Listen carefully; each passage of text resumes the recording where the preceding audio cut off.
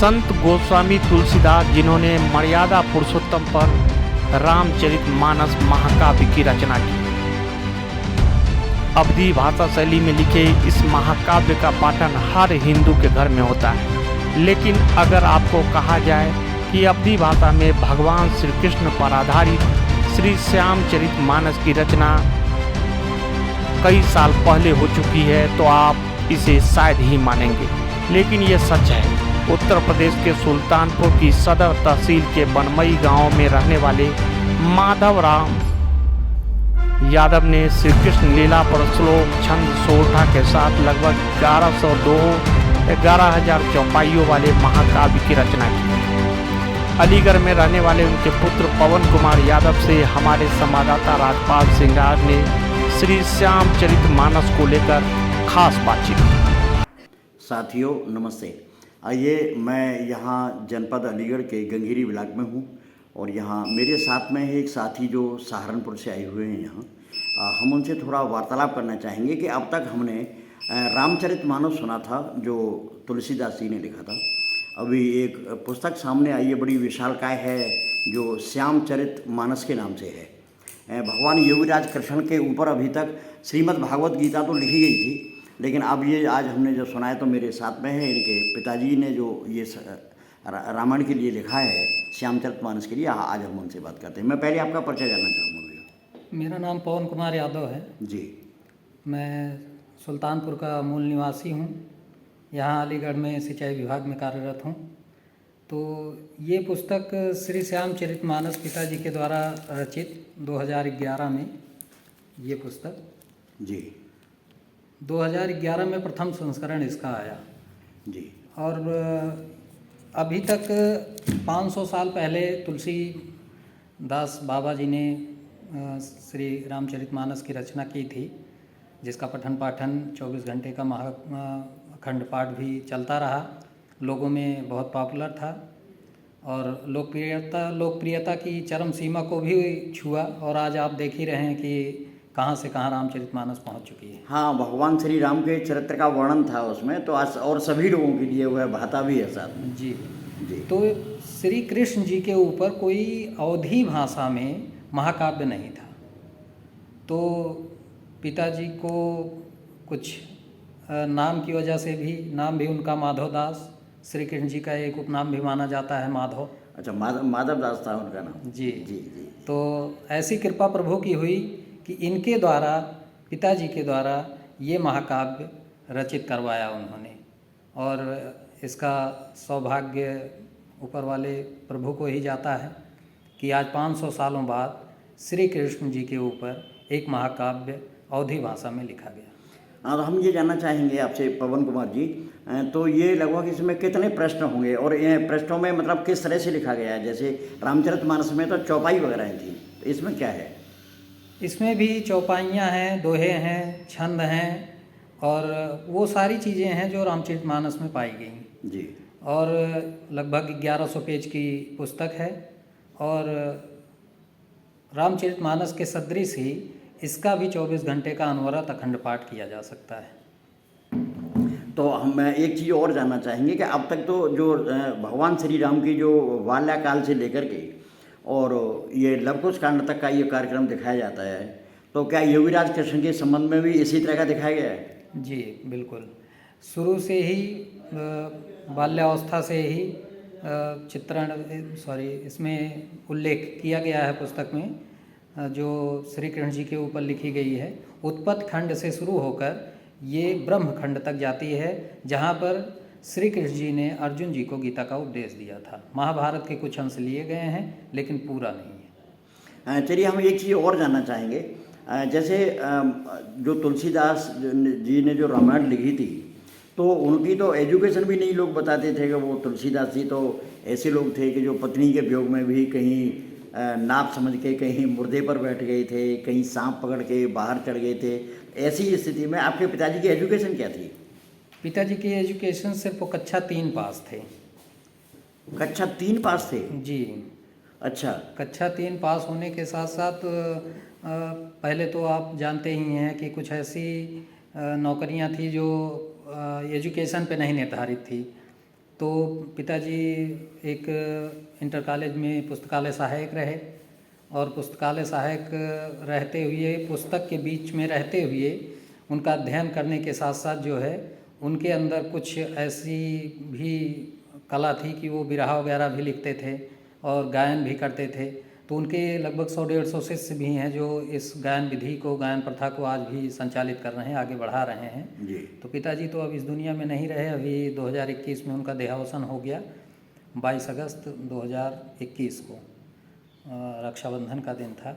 अच्छा। लेकिन आज मैं आपको बताना चाहूँगा कि शिक्षा का स्तर इतना निम्न होने के बाद भी उनके अंदर जो कवित्व का गुण था वो एक महाकाव्य के रूप में निखर कर आया। ये हम सब लोगों के लिए बहुत ही सम्मानित और बहुत ही उच्च कोटि की परिकल्पना थी जो हम लोग नहीं कर रहे थे, लेकिन वो साकार हुई। इसके लिए हम धन्यवाद देते हैं।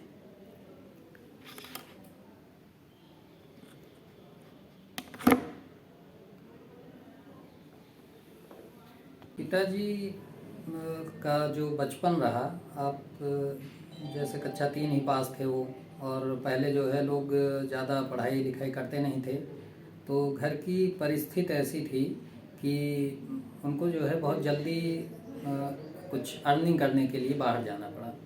तो वो कलकत्ता चले गए और कलकत्ता में जाके हावड़ा ब्रिज के नीचे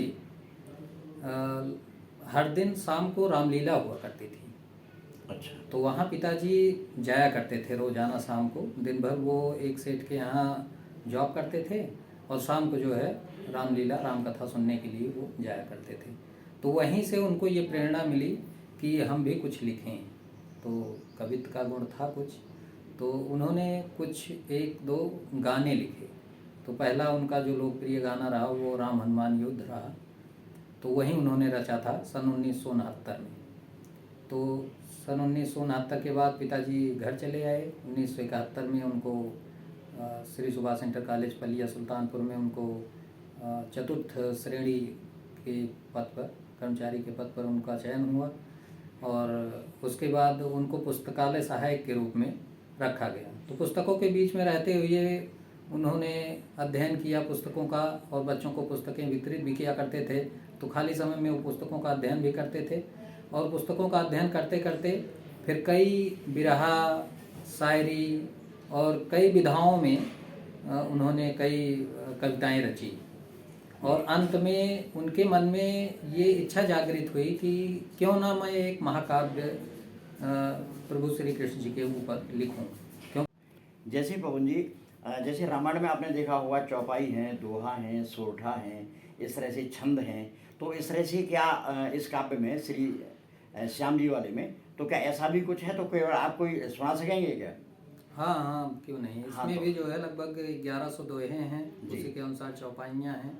तो चौपाइयों के बाद ही दोहे रखे गए हैं, छंद भी है, सोरठा भी है।